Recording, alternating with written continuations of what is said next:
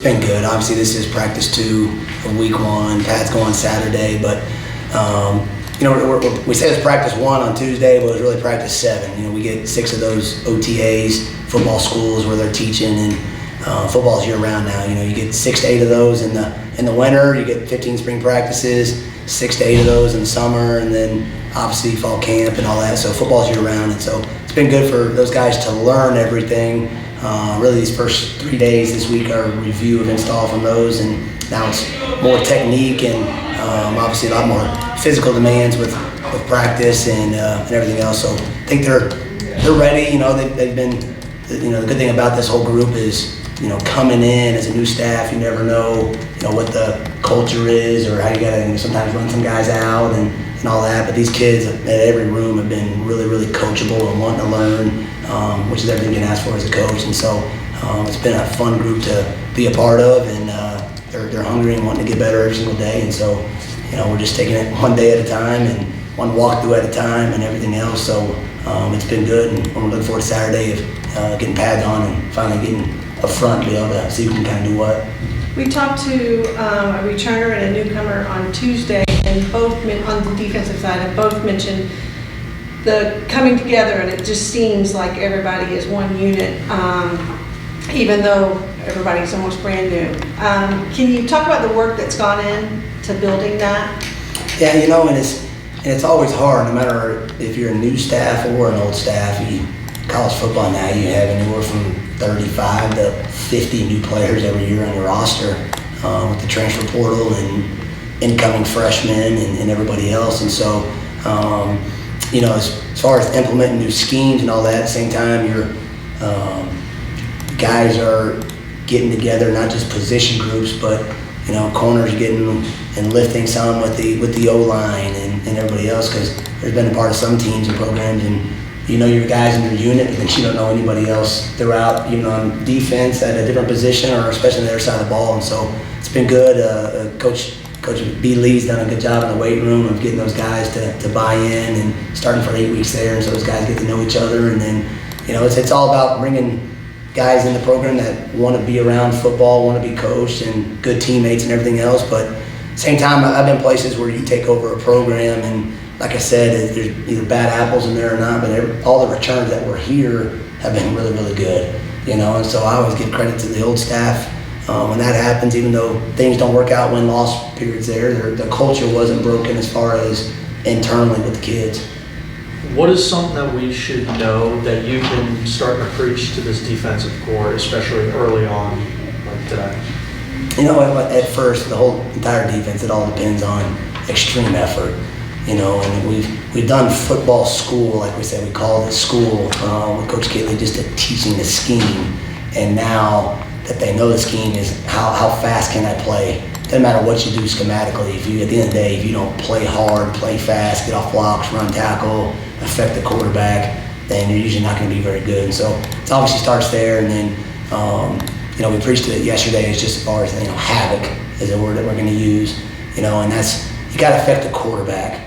And that's not always going to be sacks or interceptions, but it's tip balls, it's PBUs, you got to win a one-on-one somewhere, And so at the end of the day, you pop on the tape, and 20% of your plays, you want to have a havoc rate, of affecting the quarterback, whether it's sacks, tip balls, PBUs, interceptions, get them off the spot to get you in longer situations and kind of be in control, And so you want to be the aggressor and not always work to defend things and kind of put them on their heels a little bit. And so today was good for us because we got some tempo versus their offense, and what we explained to the defense too in this league is you're going to get so many different types of offenses, from option to 12 personnel to 10 personnel tempos and South Florida spread and all that stuff. And so the variety of things you got to have in a menu, but extreme effort, when we talk about playing green, which at the end of the day, more games are lost than they are won. And so no pre-snap penalties, and make sure there's no coverage bust. That's the quickest way to lose a game, is let big plays go over your head and give up explosive plays. And so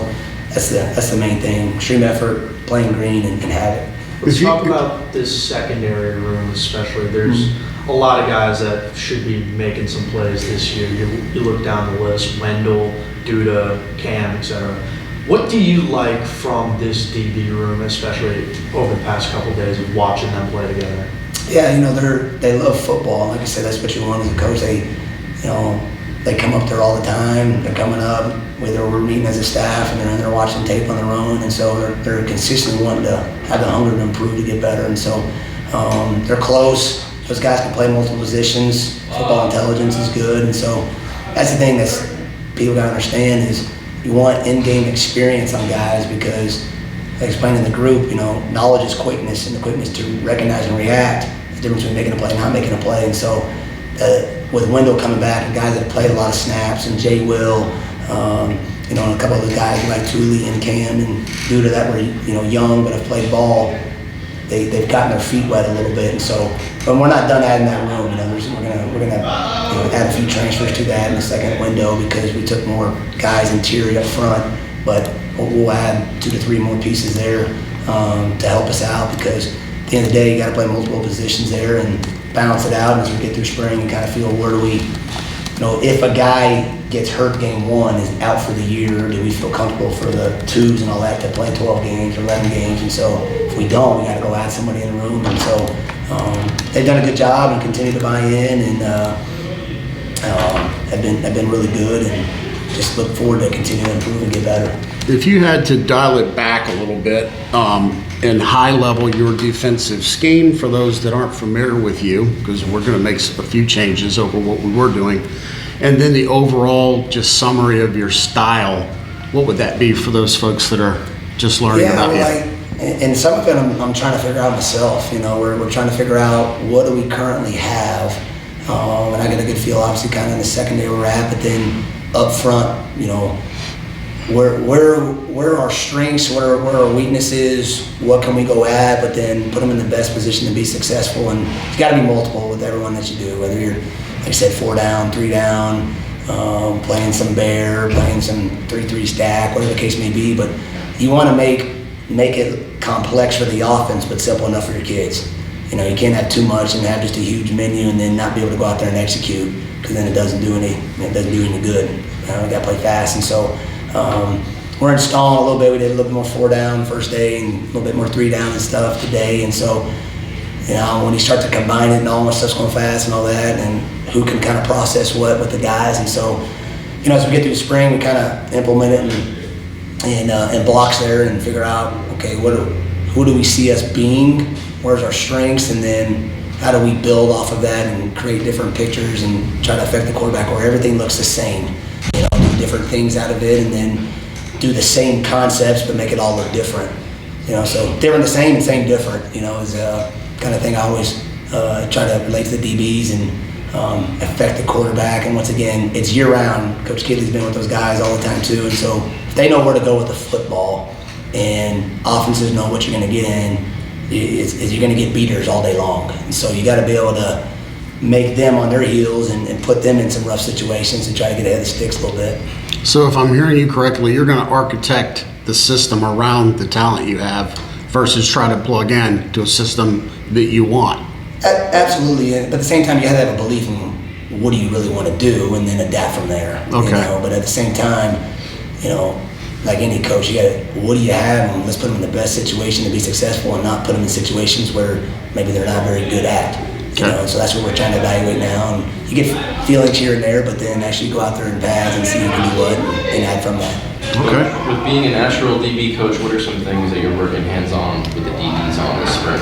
Yeah, what's good now is you have unlimited coaches, and so we got plenty of help over there with Coach Finellis, Carell Smith has been here, Dom, who's our GA, and so really there's 4 of us in the back end, and so we'll be times we'll meet together, install, and then we'll all be separate and do indie and practice corrections and everything else. And so right now it's just been basics of fundamentals and technique, and you can never improve enough on those. And what are we installing and what coverage concepts and what are we working on that. But then, obviously the first couple of days we're working a lot of tackling and working the ball and becoming second nature, because we've got to be able to get the football back to our offense. They're going to go fast, they're going to score points, but I told them today too is the bad part of that at times is they're going to go fast, they're going to be 3 and out. We're going to go back out there. So you're going to hear about, hey, spot the ball, doesn't matter. Okay, and if it's at the 1 yard line or they got to go 99 yards, all right, we got to get a stop. So no matter how you feel, we got to have more than 11. So usually it takes at least 22, 25 guys you got to put out there in the field, build a sub, and play 12 games. And so getting the football stamina together and playing multiple positions and cross-train guys and everything else. Coach, let's talk a little bit about your coaching style, especially. Everybody says defensive coordinators, those are the hypey guys, those are the guys that get everybody fired up. Can we talk about you personally and what you try to bring on the field? You might have to ask these guys back here. I'm pretty calm when it comes to it all.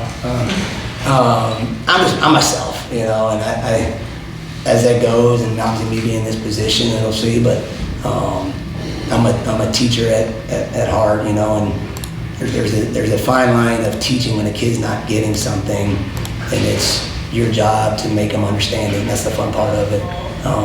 But also at the same time is you got to set the standard of what it takes to play good defense, and when you get that feel, there's non-negotiables, and that's effort, communication and effort. But then how to do what you do and how to get them to learn it, and that's where every kid's different. That's where the teaching aspect comes into play, and so that's what I love to do. Find multiple ways to guys to understand it, and I'm a simple concept guy, but then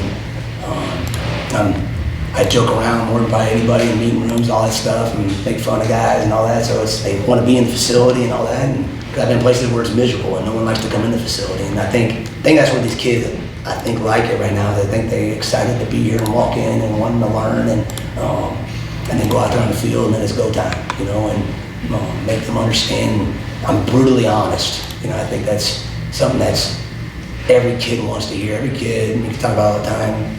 Kids are changed and all that, because people don't tell them the truth anymore, you know, and not sugarcoating everything. And hey, this is where you need to improve. This is where you're struggling, and let them know so they know exactly where they are. Because there's no gray within it. It's black and white, and I think the kids understand that.